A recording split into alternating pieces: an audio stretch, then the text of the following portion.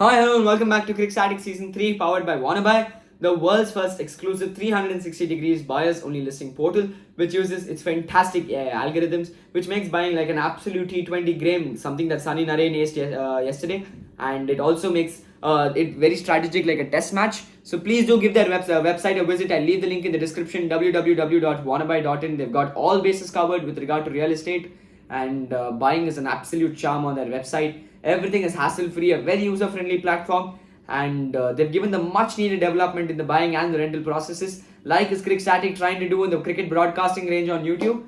And with this, thanking our sponsors, we begin this episode, and I couldn't be more excited for this episode. The Kolkata Knight Riders versus the Delhi Capitals post-match review. What a game of cricket! From ball one, Sunil Narain and Phil Salt left no stone unturned to make sure that the scorers were kept busy throughout the power play. Fantastic hitting from them. The way Sunil Narain played from 3 of 7 to I think 52 of 21 balls, 49 in the next 14 deliveries. That's the transition that KKR has got. That's the transition that KKR has got after Gautam Gambhir has joined their camp.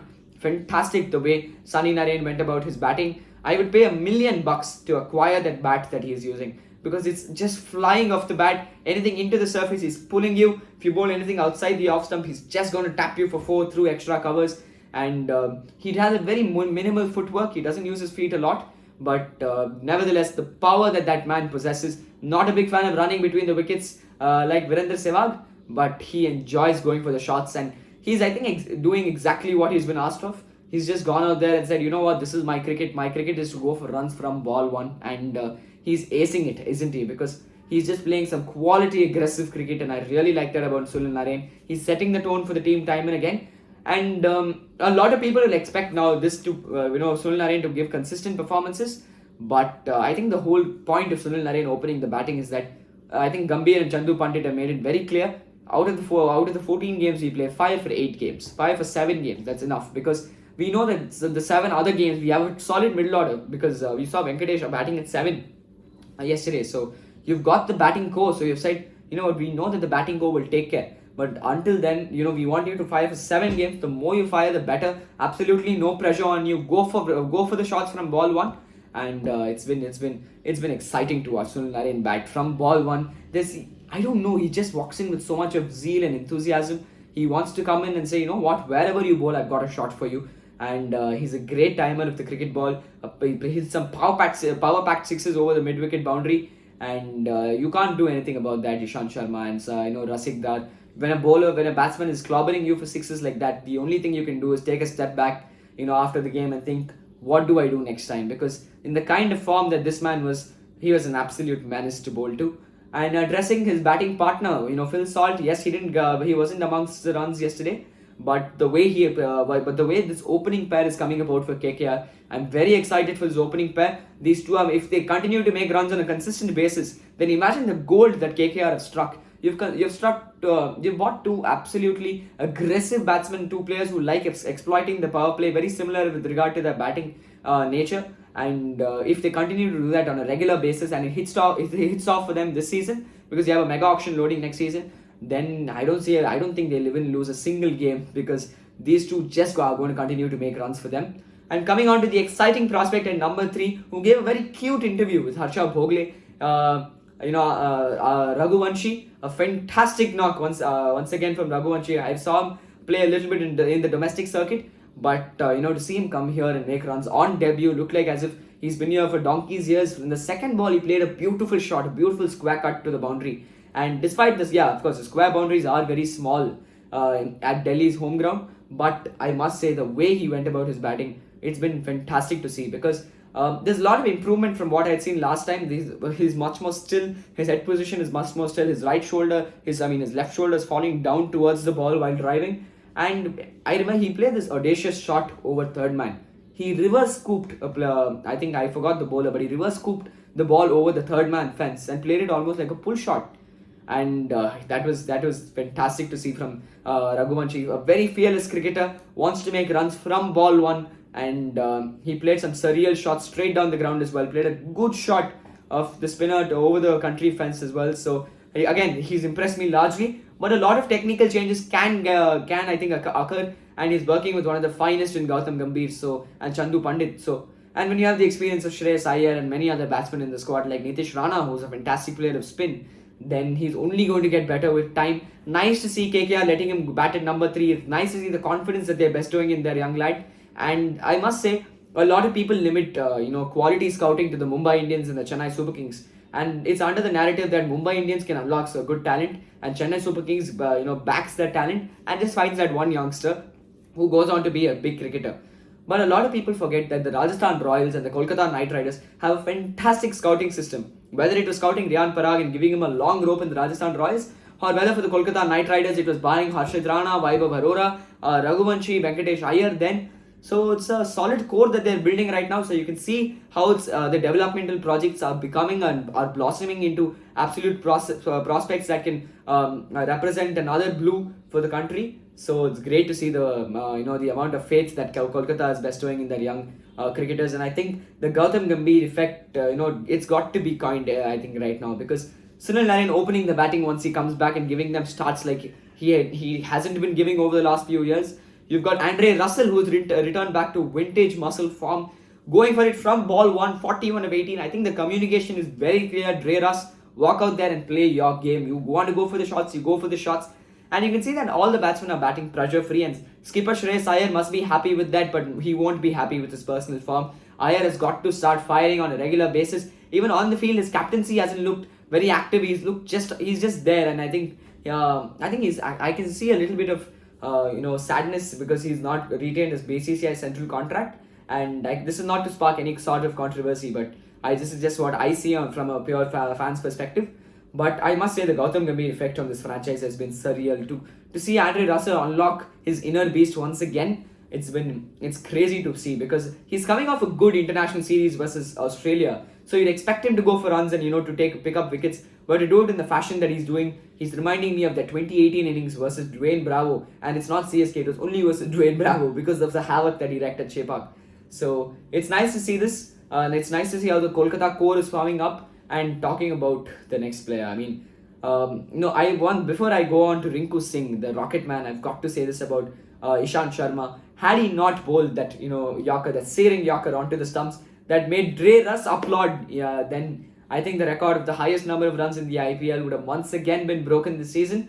But I must say, I'm not for the wickets and the pitches that are being produced this season. Whether it's the home team that is doctoring it to make it more batting oriented because all the teams don't have even bowling lineups, or whether it is just under the impression that batting will give more monetary funds to the BCCI because if the batter if there's a batter's paradise and the batsmen continue to hit sixes, then I think the more fans will be drawn to the stadium, including me. I'm not saying I wouldn't be drawn to the stadium if it's a high scoring thriller or if it's in the Chinnaswamy, but all I'm trying to say is that I think the bowler is losing his whole point in the T20 game. Why are you even having a bowler for this? If you're going to call him in to come and give around 60 runs in 4 overs for 3 wickets, what Anik Nokia did, it's absolutely pointless. And whether if you say it's an even fight, it's only going to deteriorate. So the toss is going to define the game. So I would rather just watch the first innings and leave. I want bowling-oriented pitches in India because 5 years down the line, from a futuristic point of view, I'm thinking right now, I'm trying to stay ahead of how the Indian team will try and shape up in the future. I'm trying to stay 2 steps ahead, and I'm going on to say that the Indian team has to become an equally bowling-oriented side. You may have one Jasprit Bumrah, you may have Mohammad Siraj who's had his ebbs and flows with regard to retaining the number 1 position. But will you be able to say that India is as good as the Aussie bowling lineup? I don't agree. Our fans might still agree, but what do you know? What do you think about this? Let me know in the comment section. But I don't agree to this. I just feel somewhere that India is just trying to produce more and more batsmen, and in the process they're not retaining a good core of fast bowlers, despite them shaping up wonderfully this IPL. And it's a very demotivating factor as a bowler. When you walk into this ground next time, then what would you be thinking? They've scored 278, they've scored 276. Now what do I do? So that thought process is always going to be there. So I think they've got to break this narrative. They've got to script a new narrative for Indian cricket. You have all the talent in this pool. You've got Harshit Rana, you've got Vaibhav Arora, you've got Mukesh Chowdhury, you've got Avesh Khan, you've got the old Warras and Sandeep Sharma. So you've got all the talent pool, but it's just about making sure that you give them that ample time to flourish as well. Because in Australia, if you see the fast bowlers come about in such fashion, and the way Mitchell Starc, Pat Cummins and Josh Hazlewood were not born overnight, right? They have worked their hard yards. They bowled in Shield cricket, and in Australia the pitches ate them. So it's an even contest between bat and ball because even batsmen have made runs. We have seen 400 plus runs Test matches in Australia. We have seen even 36 all-out Test matches at Adelaide, to be specific. But that's exactly what I'm trying to prove here. My point is that India has to start giving neutral pitches and bowler-friendly pitches as well. But that's the talk for another day. Definitely, I'll host a special episode with another panelist to make sure that this is addressed. But moving on to Rinku Singh, what a blinder once again. 26 of 8, took the whole game by storm, played his shots, and I think the best part about Rinku Singh is that he says, "Boss, I'm just going to play to the merit of the ball. Wherever you bowl, I'm not going to premeditate any of my shots. If you're going to bowl on the stumps, I'm going to play you straight down the ground. If you bowl outside, I'm going to cut you if it's short. If you bowl full, I'm going to play you through the offside. If you bowl it wide, I'm just going to open my blade." And it's ecstatic to see Rinku Singh watch. He's a vibe of his own, and you can see, I wonder where he generates all that power from, and the way he's handling the short ball despite his height. Wow, it left me absolutely bamboozled. And coming on to the Delhi Capitals bowling, you just can't do too much on these days. You just can't. And as Rishabh Pant, you've got to feel for him as a captain. But could he have bowled Akshar Patel earlier? That's the question. Yes, he did give 18 of his 1, but could he have bowled him earlier at an earlier stage of the game? Because he's someone who's good at curtailing the run flow. He knows exactly how to bowl to make sure that the runs aren't given. And I felt that Akshar Patel could have been used because, I mean, this is the nth time that I'm mentioning it. He bowls flat into the surface. He's the exact, I think both the Patels, Harshal Patel and Akshar Patel, just exchange roles when it comes to bowling in T20 cricket, because he doesn't believe in floating the ball. He believes in being a little faster, a little more sly with regard to his pace, and that's fantastic to see because in T20 cricket, I think the bowlers have to increase their range of adaptability, and to see Akshar, Washi, Shabhas and all these spinners doing it, it's great to see. But I felt Akshar Patel could have been bowled earlier. Nakia bowled well for his 3, you just can't do anything about it. Ishant Sharma nailed a good last over. And coming on to the Delhi Capitals batting, again Warner showing signs of good batting, but again he's got to come to form. The first 3 games I'd been saying, again he's showing signs, but I think reiterating the same thing again and again, and him not coming to form is going to be a negative because he's got to start challenging himself. He's got to start making those 40s and 50s. So I'm looking forward to a David Warner special. And Prasanna, the analyst, says in Ravichandran Ashwin's channel about Joss Butler that our formula illana 400 run season. And that means when he's not in form, it's a 400 run season, and that's the exact case with David Warner. So imagine the havoc that he can wreak if he comes back to form. So I'm really looking forward to David Warner turning it off for the Delhi Capitals this season, and his opening partner has got to fire as well. Prithvi Shaw, I've addressed enough about it, so I'm going to transition into the only 2 players who are impressive in that Delhi batting contingent. Rishabh Pant looked like he had never left. Yes, it was bad bowling from Venkatesh Iyer, who I have to say this because if Venki wants to make a return or a comeback to the Indian team, there's no spot as a batter. You have around 12 batters contending for 2 spots right now. And but if you say I'm a bowler, then you have only 3 options there available. So you might have 2 slots open and one might be yours with your name on it because you've played for the country before. So Venkatesh Iyer he's got to start bowling properly. But I've got to address the way Rishabh Pant played. It reminded me of all those knocks versus the Mumbai Indians in 2019, the 2020 knock versus SRH, the 100 versus 2018 versus SRH again, if I'm not wrong. All those shots, some ostentatious cricketing shots from him on the leg side. He can play you there, he swivels down and he plays you there. If you bowl outside the off stump, he throws his body weight behind the ball and he hits you right over the long off, right over the long off fence. So he's a cricketer of his own vibe, and it's good to see Rishabh Pant coming back to form in a World Cup year. I definitely think if he continues to have a good season, he'll be there in the World Cup because he's keeping well as well. Had Rishabh Pant not been keeping for the first 7 games, then I would have said probably a KL Rahul, Jitesh Sharma and Ishan Kishan have a greater chance, and it propels their spot in the side, a possible spot more than the Rishabh Pant.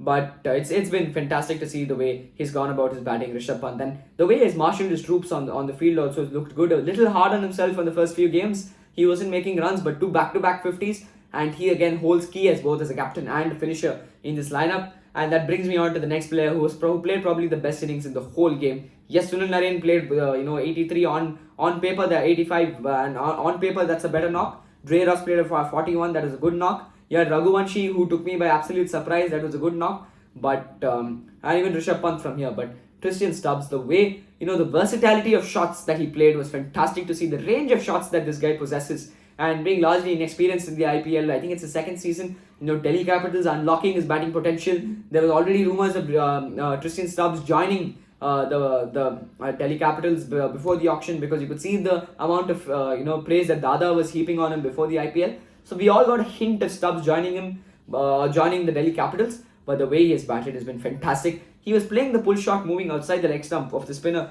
over the mid-wicket fence, and he was playing the inside-out shot through moving outside the leg stump over covers, and he was playing the shot straight over the bowler. So that you could, and when they tried to go wide, he didn't move. So there was a lot of anticipation, a lot of thinking that went into every shot. Muscles the ball, played a very good shot resonant towards Sunil Narine, played in I think the 5.2 overs in the first innings through the covers, just blasted it. So there's a lot of potential in Tristan Stubbs. Glad to see the Delhi Capitals management backing him as well. And I think I've addressed the Delhi Capitals batting, because there were very limited performances that propelled their chances. But that brings me on to the next big asset, I think, for the Kolkata Knight Riders, Vaibhav Arora. I was waiting for Arora to make his first appearance in the IPL, his first impression. But it was a damn good impression, wasn't it, from Vaibhav Arora? Some quality seam bowling. He was getting the ball to in swing, and once again I'd done an analysis which I got a lot of praise for. Thank you so much for that. Of Trent Bolt's wrist position and Ishant Sharma's finger position while releasing the ball. So I started observing in detail every bowler, the way they release the ball. And again, I saw Vaibhav Arora has got an uncanny wrist position, so that gets the ball to sear back in towards the batter. So that's nice to see from Arora, because if the ball is he's using his wrist nicely, he's got a wonderful shot ball. Definitely he'll play for the country. Again, you've got the fast bowling pool. What are you waiting for? You've got Arora, Harshit, and Mayank Yadav, who I have to do a special YouTube shots about to address. But the fast bowling core is shaping up wonderfully. 3 overs, 27 runs for 4 overs, 3 wickets for his 27 runs conceded, if I'm not wrong. And Varun Chakravarti picked up 3 very crucial wickets. Rishabh Pant, Tristan Stubbs, and Akshat Patel. 3 extremely crucial wickets, 2 left-handers, 1 right-hander being the off-spinner. He's worked good against his matchup.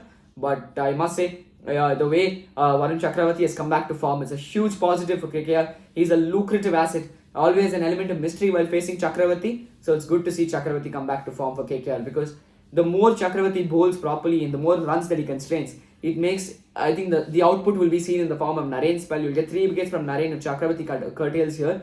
If Narain is able to bowl a quality spell, keeping the batsman silent there, then you'll see some wickets falling from this end. So I think I touched upon almost every single facet here, like our sponsors Wannabe is touching upon in the real estate sector. So I think I can conclude this episode now. And thank you so much for tuning in once again to CRICSTATIC Season 3. I am the creator and host of this podcast, Tasmai Krishnan. I hope you enjoyed this episode. Use my comment section leisurely and let me know how much you enjoyed this episode. I'm always open to criticism. Once again, thank you so much for tuning in. Signing off, this is Tasmai Krishnan.